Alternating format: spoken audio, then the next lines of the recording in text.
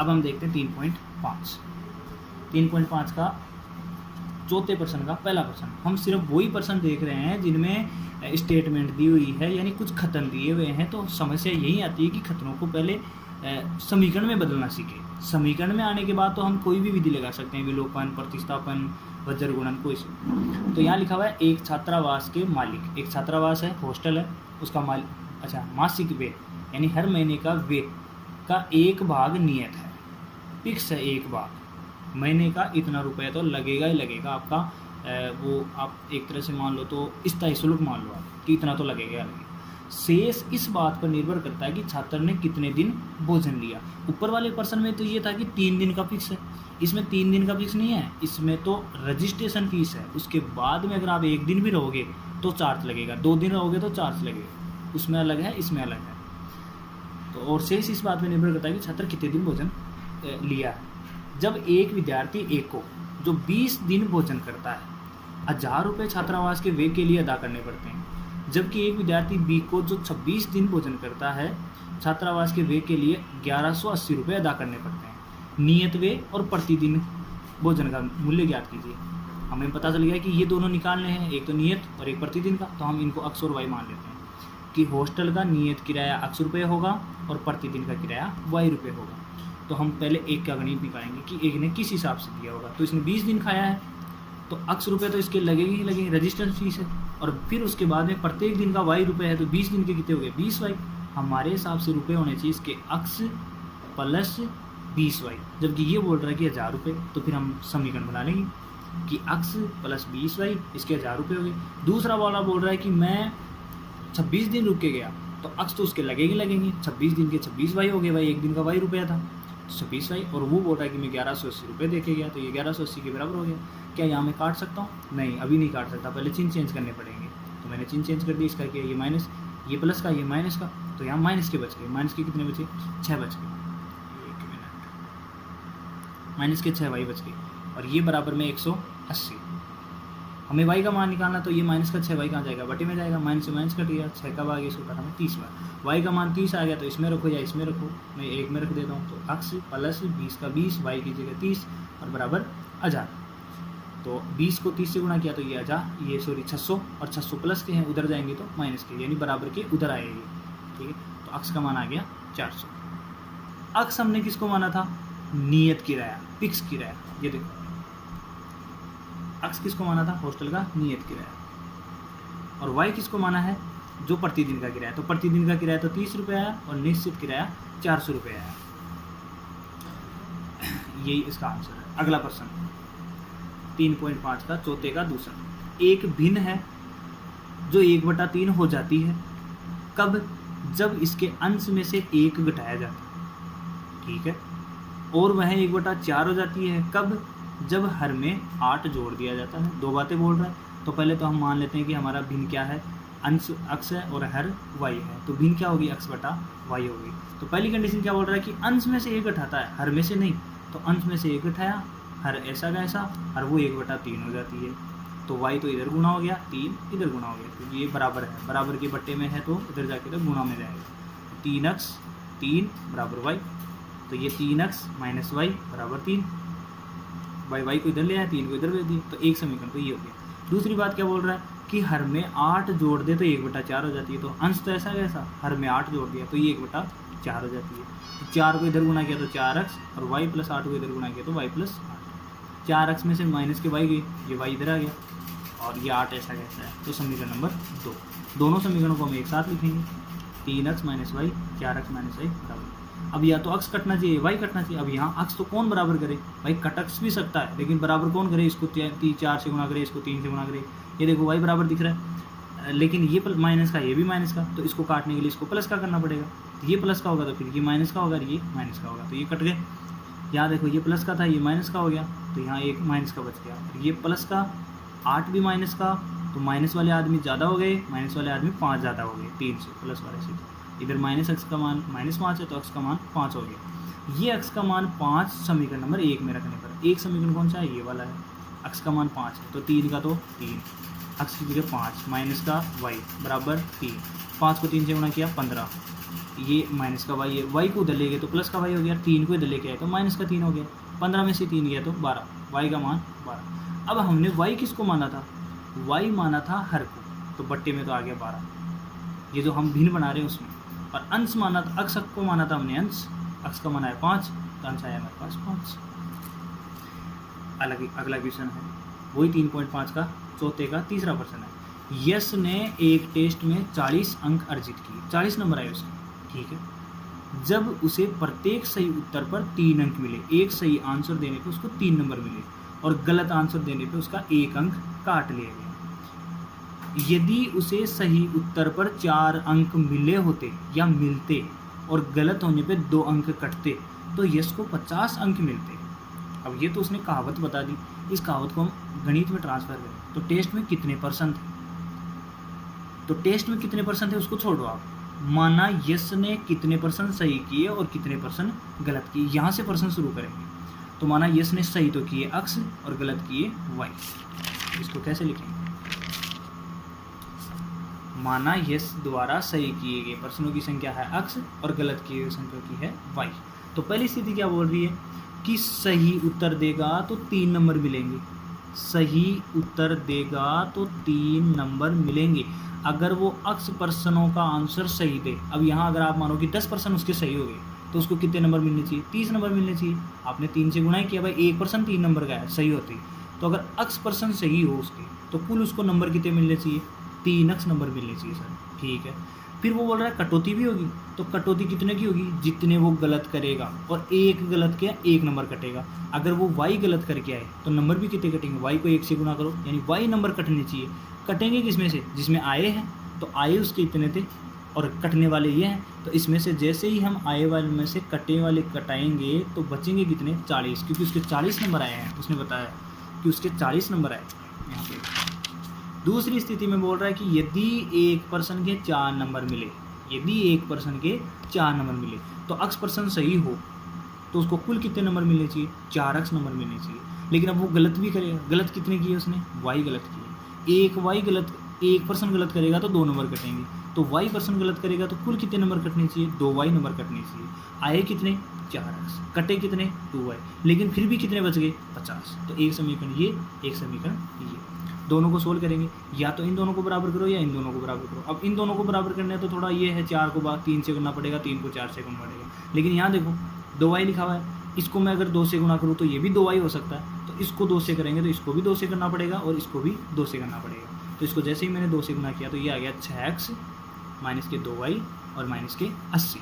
ये ऐसा का ऐसा, इसको गुणा किया नहीं है। ज़रूरी नहीं कि ऊपर गुणा करे तो नीचे ही गुणा करे, हमें या तो x बराबर होना चाहिए या y बराबर होना चाहिए। सबसे पहली बात ये है, हम विलोपन विधि की बात कर रहे हैं, विलोपन विधि में है ये, ताकि एक आदमी विलोपित हो जाए, या तो x हो जाए या y हो जाए। अब यहाँ देखो ये माइनस का कटेगा कैसे, जब एक प्लस का हो तो ये तो कट गया, ये इसको प्लस का करोगे तो ये चिन्ह माइनस का होगा, ये भी माइनस का होगा। इन दोनों को तो काट दिया, 0 बच गया, इधर प्लस का है इधर माइनस का है तो 2x प्लस के बच गए, 80 और 50 माइनस के हो गए तो 30 प्लस के बच गए, अक्ष का मान आ गया 15। अक्ष का मान 15 आ गया तो या तो इसमें रखो, इसमें रखो, इसमें रखो, कहीं रखो। तो मैं पहले में रख लेता हूँ, तो 3 का 3 है, अक्ष की जगह 15 है, माइनस का माइनस है, वाई का वाई है, 40 का 40 है।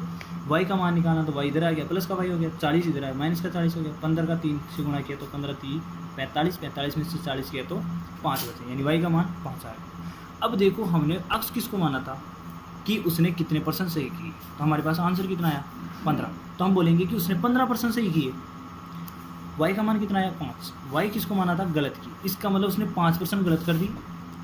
अगर 15% सही किए हो और 5% गलत किए हो और उसने सारे के सारे पर्सन अटेम्प्ट किए हो तो कुल पर्सनों की संख्या कितनी हो सकती है कि 15 तो सही 5 गलत, 20% उसने किए थे।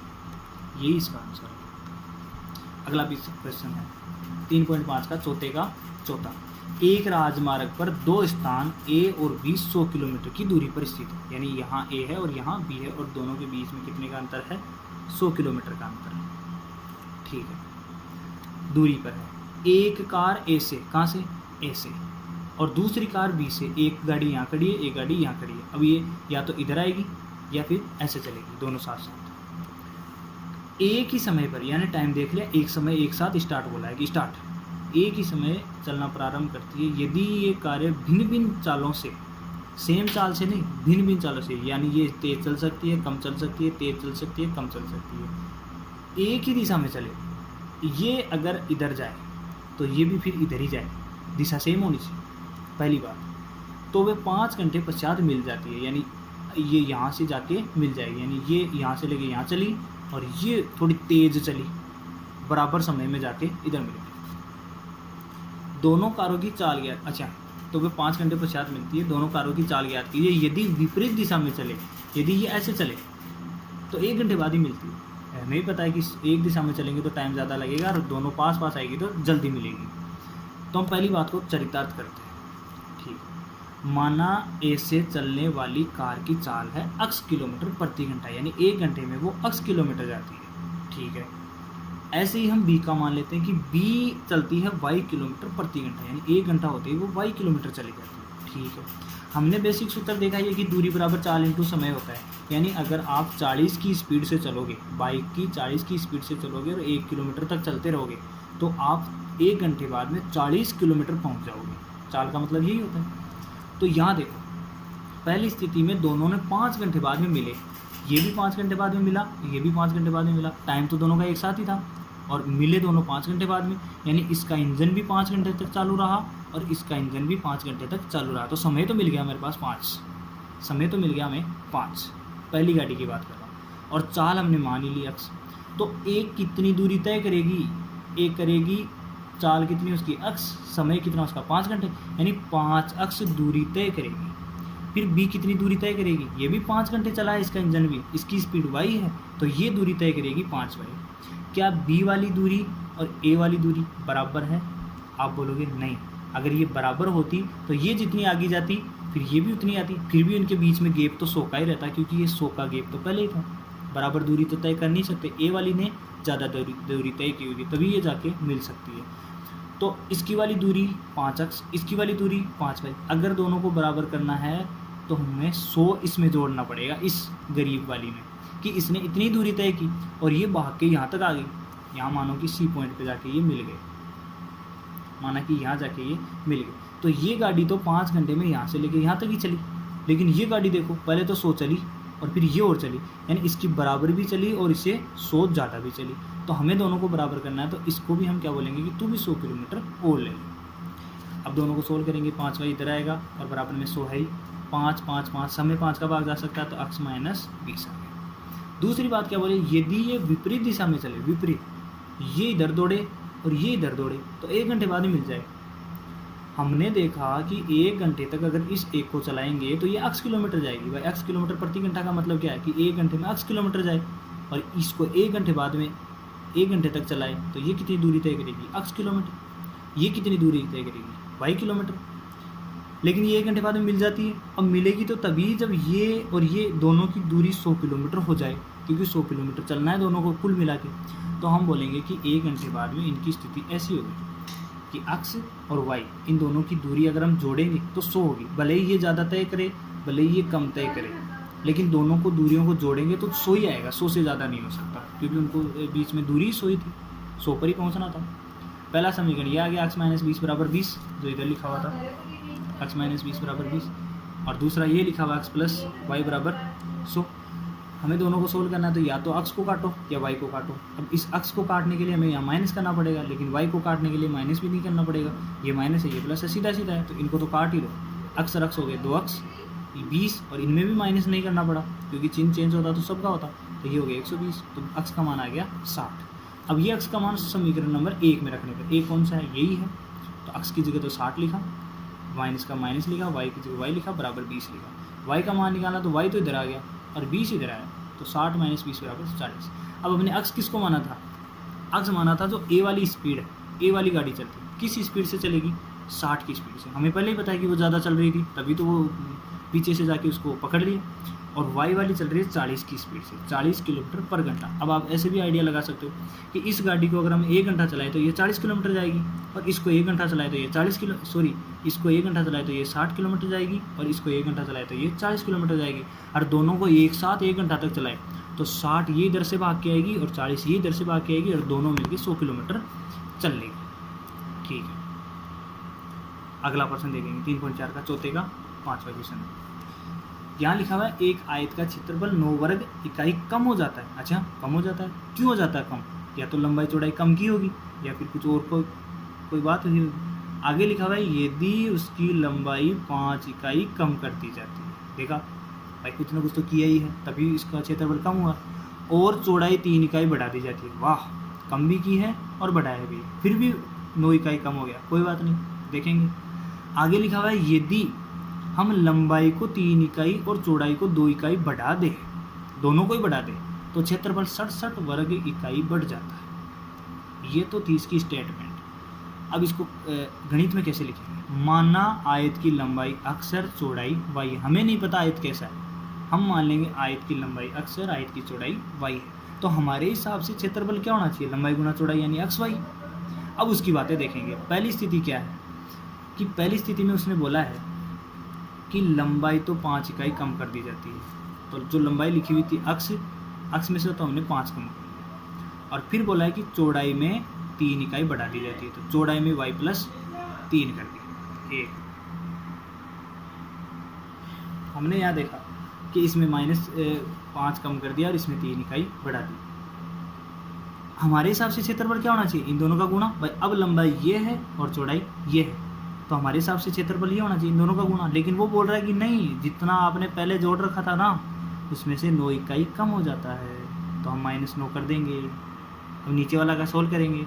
अक्स -5 को y प्लस 3 से गुणा करेंगे, तो अक्स को y से गुणा किया अक्स y, अक्स को 3 से गुणा किया 3 अक्स, और 5 को y से गुणा किया -5y, और -5 को 3 से गुणा किया -15। अक्स y का अक्स y और -9 का। इस अक्स y को इधर लेके आएंगे, संख्या को इधर ले जाएंगे, क्योंकि हमें संख्या इधर चाहिए। तो अक्स y 3 अक्स 5y, और ये प्लस का है तो इधर आके माइनस का, और ये माइनस के 15 है तो इधर जाके प्लस के 15, और ये माइनस का 9 है। तो अक्स y प्लस का है और अक्स y माइनस का, ये तो कट गए।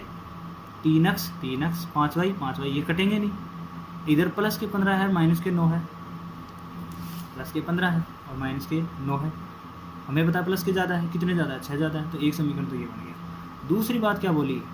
यदि हम लंबाई को 3 इकाई और चौड़ाई को 2 इकाई बढ़ाए दें। अब की बार दोनों में बढ़ाया है, तो लंबाई में भी 3 बढ़ाया है, चौड़ाई में भी 2 बढ़ाया है, तो हमारे हिसाब से क्षेत्रफल तो इन दोनों का गुणा होना चाहिए। लेकिन वो क्या बोल रहा है कि जो आपने पहले मान रखा था ना, ये इससे 67 इकाई ज़्यादा आता है, तो 67 प्लस अक्स प्लस वाई, ये तो था ही हमारा। इन दोनों को गुणा करेंगे अक्स वाई, इसको गुणा करेंगे 2 अक्स, 3 को वाई से गुणा करेंगे 3 वाई, ये 6, ये 67 अक्स वाई। इनको इधर लेके आएंगे, अक्स वाई का अक्स वाई, 2 अक्स का 2 अक्स, 3 वाई का 3 वाई। ये माइनस प्लस का अक्स वाई था, इधर आके माइनस का हो गया। ये 67 था ही, और ये 6 प्लस का, तो इधर आके माइनस का हो गया। अक्स वाई प्लस का, अक्स वाई माइनस का, ये तो कट गए। 2 अक्स का 2 अक्स, 3 वाई का 3 वाई, इधर माइनस करेंगे, ये प्लस का है, ये माइनस का है, तो प्लस के ज़्यादा है। कितने ज़्यादा है? 61 ज़्यादा है। दूसरा समीकरण, पहला समीकरण, दूसरा समीकरण, दोनों को यहाँ लिखेंगे। क्या अक्स काट सकते हैं? नहीं काट सकते। वाई काट सकते हैं? नहीं काट सकते। क्या बराबर बना सकते हैं? हाँ, कोशिश करेंगे। इस ऊपर वाले समीकरण को 2 से गुणा कर दो, नीचे वाले समीकरण को 3 से गुणा कर दो, ताकि ये दोनों 6 बन जाए। जैसे मैंने इसको 2 से गुणा किया, ये 6 हो गया, 5 दूनी 10 हो गया, 6 दूनी 12 हो गया। 3 से गुणा किया तो 3 दूनी 6 हो गया, 3 3 9 हो गया, और 3 को 61 से गुणा किया तो 183 हो गया। अब यहाँ दिख रहा है कि अक्स सेम है, लेकिन दोनों प्लस के हैं, अभी कटेंगे नहीं, इसको माइनस का करना पड़ेगा। तो जैसे ये माइनस का हुआ तो फिर इसका भी चेंज हुआ, इसका भी चेंज हुआ, ये तो कट गए। ये माइनस का, ये भी माइनस का, तो दोनों मिलके माइनस के 19 हो गए। और इधर ये प्लस का, ये माइनस का, तो माइनस का भी ज़्यादा है, लेकिन कितने ज़्यादा है? 171 ज़्यादा है। अब वाई का मान निकालना, तो ये 19 171 के बट्टे में जाएगा। वाई का मान निकालना तो 171 के बट्टे में 19 किया, तो ये 9 बार गया। फिर ये वाई का मान समीकरण नंबर 1 में रखेंगे। समीकरण नंबर 1 ये है, 3x माइनस 5y बराबर 6। यहाँ y था तो y की जगह हमने 9 लिख लिया। 3x बराबर 9 को 5 से गुणा किया, 9 5 45, ये माइनस के 45 है, उधर जाके प्लस के 45 हो गए, 45 और 6 हो गए 51। 3 का अक्स का मान निकालना, 3 बट्टे में गया 17। अक्स का मान आया 17, वाई का मान आया 9। हमने अक्स किसको माना था? अक्स हमने माना था आयत की लंबाई। तो अक्स लंबाई तो कितनी आई? 17, और चौड़ाई कितनी आई? 9। बस इतना ही आंसर है। आगे वाली प्रश्नावली है 3.6, इसमें सिर्फ 3 ही प्रश्न है, जल्दी हो जाएंगे। 3.6 का दूसरे का पहला प्रश्न है, ऋतु धारा के अनुकूल 2 घंटे में 20 किलोमीटर तैर सकती है। वाह, काबिलियत है। और धारा के प्रतिकूल 2 घंटे में सिर्फ 4 किलोमीटर तैर सकती है। कोई बात नहीं, उसकी स्थिर जल में तैरने की चाल तथा धारा की चाल ज्ञात कीजिए। यानी 2 चीज़ें ज्ञात करनी है, तो इन दोनों को ही हम क्या मान लेंगे? एक्स और वाई। तो स्थिर जल में ऋतु की चाल x मान लेते हैं और धारा की चाल y मान लेते हैं। चाल का मतलब कि ऋतु को खुला छोड़ दिया जाए स्थिर जल में तो 1 घंटे बाद है वो x किलोमीटर दूर चली जाती है। अगर धारा के अंदर कोई आपने चीज़ पटक दी और वो चीज़ खुद नहीं हिल रही है, बस उसको धारा ही लेके जा रही है, तो धारा उसको 1 घंटे बाद में y किलोमीटर लेके जाएगी। ये धारा की चाल है।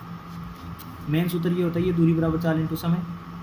पहली स्थिति क्या बोल रही है कि ऋतु 20 किलोमीटर पहुंच जाती है, ठीक है। चाल क्या है, ऋतु की चाल x है, लेकिन धारा के अनुकूल यानी उसके साथ पानी भी बह रहा है, तो पानी और उसको धक्का लगाएगा, तो इसकी चाल तो थी, ये चाल और जुड़ गई और दोनों चाल जुड़ के एक बड़ी चाल बन गई।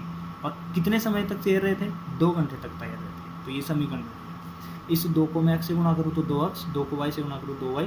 मुझे दिख रहा है कि समय 2 का भाग जा सकता है, तो इसमें 10 बार, इसमें x बार और इसमें y बार। तो एक समीकरण तो ये हो गया, इसको x + y = 10 लिख सकते हैं। दूसरी बात क्या बोली है कि अगर वो प्रतिकूल चले, अब की बार धारा उसको रोकेगी, अब उसकी अक्ष जो थी वो अक्ष भी नहीं रहने देगी, उसमें से भी कम कर देगी, लेकिन कितनी दूरी चलेगी, वो 4 किलोमीटर चलेगी। ये देखो यहाँ लिखा हुआ है 4 किलोमीटर तैर सकती है, तो धारा दूरी तो 4 किलोमीटर हो गया। चाल उसकी अब की बार अक्ष नहीं रहेगी, अक्ष से भी कम हो जाएगी। समय वो का वो 2 है, अब ये गुणा में 2 है, ये उधर भी जा सकता है। यहाँ भी हम सीधा बट्टे में भेज के इसको 10 कर सकते थे, एक ही बात है। तो ये हो गया 2, x - y = 2। दूसरा समीकरण, पहला समीकरण, दूसरा समीकरण। ये y कट रहा है, जुड़ती नहीं है, ये तो जुड़ के 2 हो गए, ये जुड़ के 12 हो गए, x का मान 6 आ गया। ये 6 का मान यहाँ रखो, तो x का मान 6 + y का मान निकालेगा 6 उधर जाएगा, y का मान आ गया 4। x हमने किसको माना था, ऋतु की चाल। ऋतु की चाल कितनी आई, 6। यानी अगर ऋतु को खुला छोड़ दिया जाए तो 1 घंटे में वो 6 किलोमीटर चली जाएगी। लेकिन धारा की कितनी आई, 4 किलोमीटर की। धारा को अगर खुला छोड़ दिया जाए तो वो 1 घंटे बाद में किसी भी आदमी को 4 किलोमीटर तक ले जा सकती है। अगला प्रश्न, 2 महिलाएं एवं 5 पुरुष एक कसीदे के काम को साथ साथ 4 दिन में पूरा कर सकते हैं, दोनों ने मिलके। यानी 2 महिलाएं 5 पुरुष यानी 7 जनों ने मिलके 4 दिन में पूरा कर लिया, जबकि 3 महिलाएं और 6 पुरुष इसको 3 दिन में पूरा कर सकते हैं। ज्ञात कीजिए कि इसी कार्य को करने में एक अकेली महिला कितना समय लेगी, और फिर बताओ कि अगर एक अकेला आदमी करे तो कितना समय लगेगा। यानी दोनों का अलग अलग बताना है। कोई बात नहीं, हम नॉर्मल से नॉर्मल शुरुआत करें। माना एक महिला द्वारा x दिनों में ये पूरा काम कर दिया गया, तो पूरे काम को हम एक काम मान लेते हैं कि उसने एक काम पूरा कर दिया। कितने दिनों में, x दिनों में। क्या मैं इस x को x गुणा 1 दिन लिख सकता हूँ? एक ही बात है, x को 1 से गुणा करोगे वो वही आएगा ऊपर वाला, और बराबर में एक काम लिखा हुआ है। मुझे देखना है कि ये महिला 1 दिन में कितना काम करती है। x दिन में तो बाबा पूरा काम करती है, लेकिन 1 दिन में कितना काम करती है, तो ये x जाएगा बट्टे में। तो 1 दिन में ये काम करेगी 1/x काम। एक महिला का है ये, 3-4 महिलाओं का नहीं है, सिर्फ एक महिला का है। इसी प्रकार पुरुष y दिनों में करें तो y दिनों में करेंगे तो 1 दिन में कितना करेंगे, 1/y काम करेंगे। हमें पता है कि हमारे यहाँ घर पे काम करने वाली 2 तो महिला है। एक महिला रोज का 1/x करती है, तो 2 महिलाएं कितना करेगी, गुना 2 यानी 2/x करेगी। एक आदमी 1 दिन का 1/y करे तो आदमी 5 लगाए हुए हमारे, तो एक आदमी 1/y करे तो 5 आदमी 5/y करेंगे। कुल मिला के वो 4 दिन में करते हैं, तो 1 दिन में कितना करेंगे। अगर 4 दिन में, यहाँ लिखूँगा भाई 4 दिन में एक काम करें तो 1 दिन में कितना करेंगे, तो ये 4 बटे में चला जाएगा, 1/4। ये भी 1 दिन का काम है, ये भी 1 दिन का काम है, इन सब का, और सबका ये भी 1 दिन का काम। भाई 4 दिन में तो कुल मिला के कर ही देते हैं, तो 1 दिन में 1/4 भाग करेंगे। एक समीकरण तो ये बना। इन दोनों का लघुत्तम लिया, x y आया, x का भाग दिया, y बार गया, y को 2 से गुना किया तो y आया, फिर y का भाग इसमें दिया तो x बार गया, x को 5 से गुना किया तो 5x आया, बराबर 1/4 आया।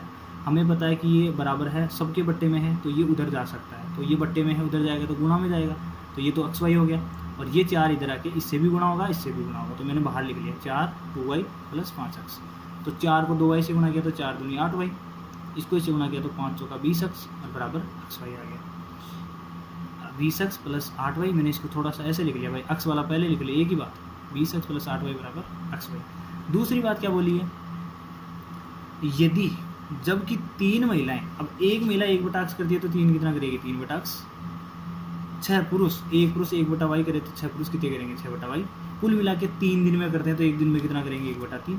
अब ये भी 1 दिन का काम है, ये भी 1 दिन का काम है, ये भी 1 दिन का काम है, ये सबका ही है, कुल मिला के ही है, ये अकेले का नहीं है किसी का। ये भी अकेले का नहीं है, ये भी अकेले का नहीं। वैसे ही लघुत्तम लेंगे एक्स वाई आएगा, एक्स का भाग देंगे वाई बार जाएगा, वाई को 3 से गुना करेंगे 3 वाई आएगा, तो वाई का भाग इसमें देंगे 6 एक्स बार जाएगा, एक्स से गुना करेंगे 6 एक्स आएगा बराबर 1/3। 6 वाई इधर गुना होगा तो 6 वाई सॉरी एक्स वाई, और 3 को इधर गुना करेंगे, 3 पहले इससे गुना होगा 9 वाई, 3 6 से गुना होगा तो 18 वाई बराबर एक्स वाई। इसको ऐसे लिख लें, अरेंज लिख लें, एक्स पहले आ जाए वाई पहले आ जाए, एक ही बात है एक्स वाई। दूसरा समीकरण, पहला समीकरण ये है, दूसरा समीकरण ये है। क्या एक्स कट सकता है? नहीं कट सकता। वाई कट सकता है? नहीं कट सकता। क्या बराबर बना सकते हैं? अगर हम 18 को 20 बनाएंगे, 20 को 18 को बनाएंगे तो बड़ी संख्या होगी। यहाँ देखो 8 और 9 को हम 8 नहीं बना सकते लेकिन 72 बना सकते हैं। 8 को हम 9 नहीं बना सकते लेकिन 72 बना सकते हैं। इससे छोटी तो बना ही नहीं सकते दोनों को। तो मैं इस ऊपर वाले समीकरण को तो 9 से गुना कर दूंगा और इसको 8 से गुना कर दूंगा। तो जैसे ही मैंने इसको 9 से गुना किया, ये 9 दूनी 18 180 आया, 9 को 8 से गुना किया 72 आया, 9 को XY से गुना किया 9XY आया। ऐसे ही हम नीचे वाले को 8 को करेंगे। क्यों करेंगे? क्योंकि यहाँ भी हमें 72 चाहिए, क्योंकि हम y वाला बराबर कर रहे हैं। तो 8 को 18 से गुना किया 144, 8 को 9 से गुना किया 72 और 8 को XY से गुना किया XY। ये हम बना क्यों रहे हैं? क्योंकि या तो x कटना चाहिए या y कटना चाहिए। अब आपकी मर्जी, या तो x को बराबर करो या y को बराबर करो। मैंने y को बराबर किया है क्योंकि ये छोटा है। अभी ये प्लस का ये प्लस का अभी तो कटेगा नहीं, तो ये इसको चेंज करना पड़ेगा। तो ये भी होगा, ये भी होगा, ये कट गए, तो ये कट गए, ये तो बच ही गया। इधर से देखो ये 180, ये 144, ये माइनस के हैं, तो प्लस के बच के, प्लस के ज़्यादा है 180, कितने बचे? ये बच के 36, और इधर 9XY और माइनस का 8XY, तो 1XY बच गया। मुझे y का मान निकालना है, तो ये x कहाँ जाएगा? गुणा में तो है, बट्टे में जाएगा, तो 36x के बट्टे में जाएगा, तो x से x कट जाएगा और y का मान 36 आएगा। और y का मान 36 आया तो किसी भी समीकरण में रख सकते हो, चाहे तो इसमें रखो, इसमें रखो, इसमें रखो, इसमें इसमें इसमें इसमें किसी में भी रखो। तो y का मान में समीकरण नंबर 1 में रख लेगा। तो जैसे ही समीकरण नंबर 1 में रखा तो यहाँ तो 20x था, यहाँ y था 8y था, तो y की जगह मैंने 36 लिख लिया और बराबर में क्या था? xy। ये देखो मैं आपको दिखा देता हूँ, पहला समीकरण कहाँ है? ये 20x, यहाँ y था तो y की जगह तो हम कितना लिख लेंगे? 36। यहाँ x है लेकिन यहाँ भी y है, तो यहाँ भी y की जगह हम क्या लिखना पड़ेगा? 36। तो ये x लिखा और फिर 36 लिख लिया।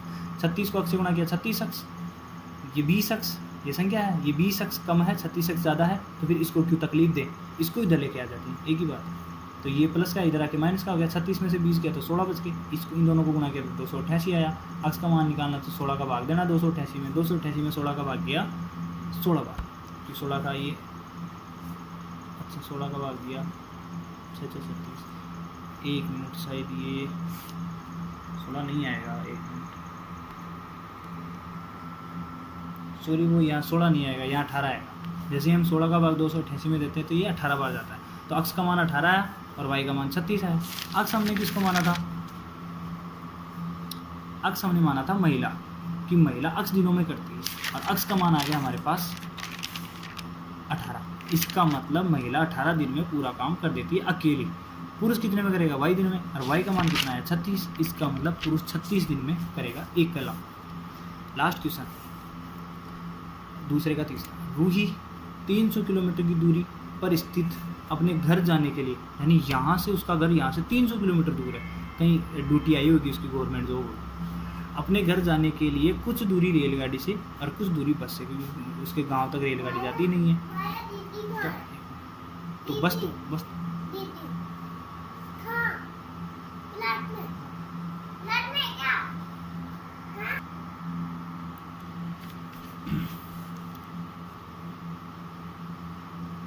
रूही 300 किलोमीटर दूर स्थित अपने घर जाने के लिए कुछ दूरी रेलगाड़ी से तथा कुछ दूरी बस द्वारा तय करती है। यदि वह 60 किलोमीटर रेलगाड़ी से चले तथा शेष दूरी बस से चले तो उसे 4 घंटे लगते हैं। यदि वह 100 किलोमीटर रेलगाड़ी से और शेष बस से चले तो उसे 10 मिनट ज़्यादा लगते हैं।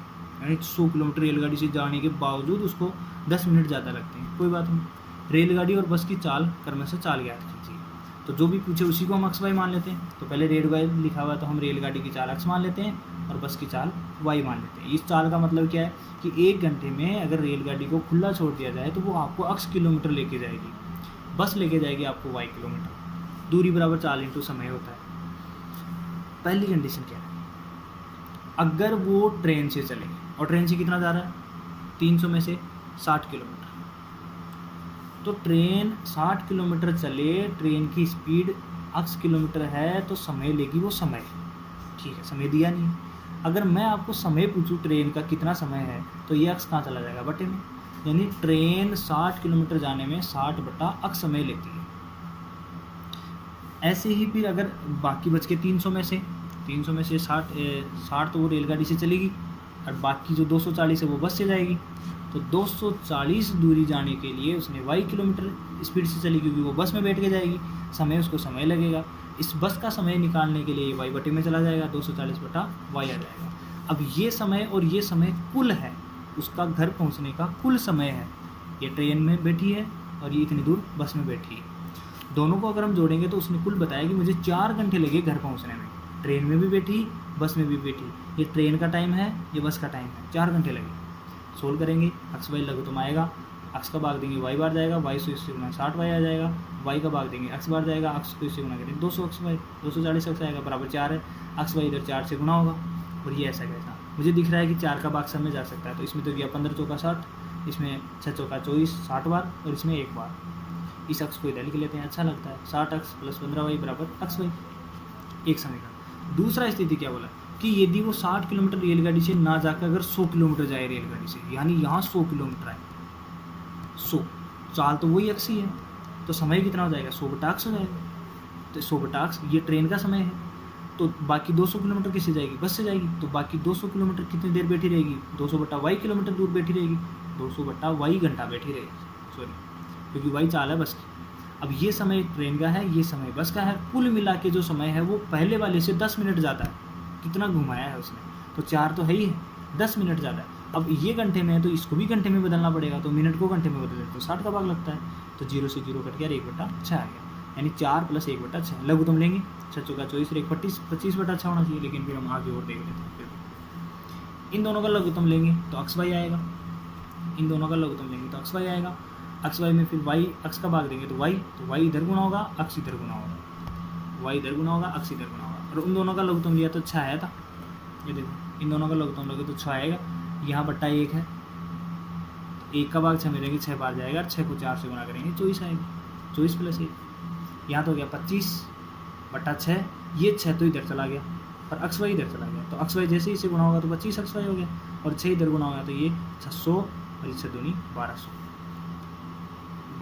इधर लिख लिया, 600 इधर लिख लिया, 25। मुझे दिख रहा है कि 25 का भाग सब में जाएगा तो इसमें जाएगा 48 बार, इसमें 24 बार, इसमें 1 बार।